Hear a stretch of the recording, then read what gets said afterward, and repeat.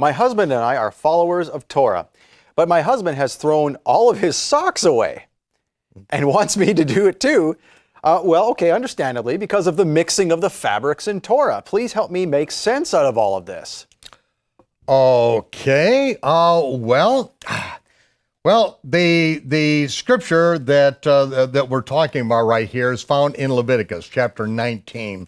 And in the 19th verse, it says, ye, which is a plural, you in plural, and that's why King James is particularly effective, because you don't know if it's you singular or you plural in modern English, but ye, you all shall keep shomer, my statutes.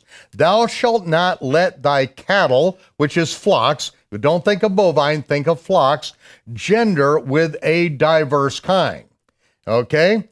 And so that's number one. And so genetic modification, genetic engineering, this is what it's talking about. You don't mix your flocks, okay? And you shall not sow thy field with mingled seed. Seed of different things in the same plot of land. Neither shall a garment mingled of linen and woolen come upon thee. Now, the words linen and wool are really not in the text here. The word is sha'anez, and it literally means mingled, but it means mingled of only linen and wool.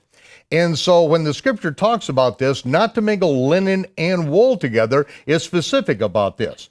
It's not talking about silk and wool. It's not talking about silk and linen. It's linen and wool. These two items, first of all, when it comes to the Orthodox understanding of this, there are two schools on this. One is that part of the priest's garments, one school of the rabbis has always said of the priest garments and the high priest garments are linen and wool. So they say that is exclusively the domain and a sanctified material just for the temple service of the high priest. And so others were not allowed to have that.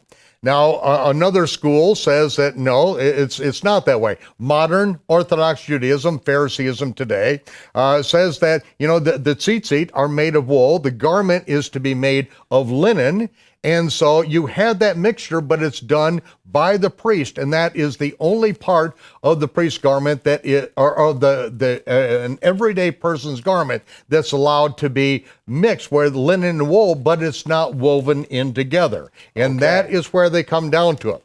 And in modern Orthodox Judaism, they actually use light microscopy, a microscope with different light frequencies to determine if linen and wool are part of the same garment. And if it is not a kosher garment. But throughout history, there's never been any question. It's not talking about elastic, nylon, rayon, orlan.